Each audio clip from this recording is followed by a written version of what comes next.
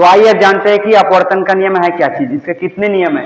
इसके 2 नियम है जिसको हमने यहाँ पे लिखा हुआ है। देखिए पहला नियम, अपवर्तन का पहला नियम क्या कहता है कि आपतित किरण, अपवर्तित किरण और दोनों माध्यमों को पृथक करने वाले पृष्ठ के आपतन बिंदु पर अभिलंब तीनों एक ही समतल पर होते हैं। ठीक है, तो अगर आपने यहां से नहीं समझा तो चित्र को देखिए, चित्र से आप इजीली समझ जाएंगे।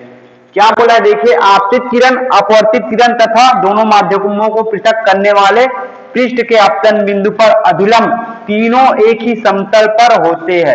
तो देखिए यहाँ पे आपतित किरण आपका ये हो गया, आपका इसको हम बोल सकते हैं ए से ओ तक, ये आपका क्या हो गया, आपतित किरण जो आ रही है वो किरण आपतित किरण, और ये अपवर्तित किरण। ठीक है, ओ बी, आपतित किरण और अपवर्तित किरण। और तीसरा चीज बोला है अभिलंब। ठीक है, दोनों माध्यमों को पृथक करने वाले पृष्ठ के सतह पर, पृष्ठ पर दोनों माध्यमों को पृथक करने वाला पृष्ठ क्या है, ये अपवर्तक पृष्ठ। इस पृष्ठ पे जो अभिलंब है, ठीक है, जो अभिलंब है ये तीनों क्या है, एक ही समतल पर होते हैं। ठीक है, आपतित किरण, अपवर्तित किरण और ये अभिलंब तीनों एक ही समतल पर होते हैं। एक ही समतल मतलब जैसे मेरा ये व्हाइट बोर्ड है, ये क्या कहलाएगा, समतल। ठीक है, तीनों रेखाएं इधर उधर ऐसे ऐसे तीन दिशाओं में नहीं फैले होंगे, ये क्या होंगे, तीनों एक ही समतल पर ऐसे चिपके हुए होंगे।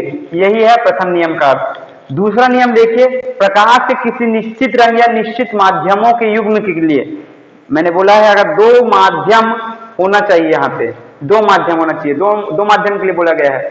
प्रकाश के किसी निश्चित रंग तथा निश्चित माध्यमों के युग्म के लिए आपतन कोण की ज्या यानी साइन तथा अपवर्तन कोण की ज्या का अनुपात स्थिर होता है। इस नियम को स्नेल के नियम से भी जाना जाता है, स्नेल के नियम के नाम से भी जाना जाता है इस नियम को। ठीक है, यदि आप देखिए, यदि आपतन कोण का मान I और अपवर्तन कोण का मान R हो तो इस नियम के अनुसार हम ये लिख सकते हैं साइन I बट्टा साइन R, मतलब आपतन कोण की ज्या अपवर्तन कोण की ज्या का अनुपात एक स्थिरांक होता है। स्थिरांक यानी इसको हम दर्शाते हैं म्यू से।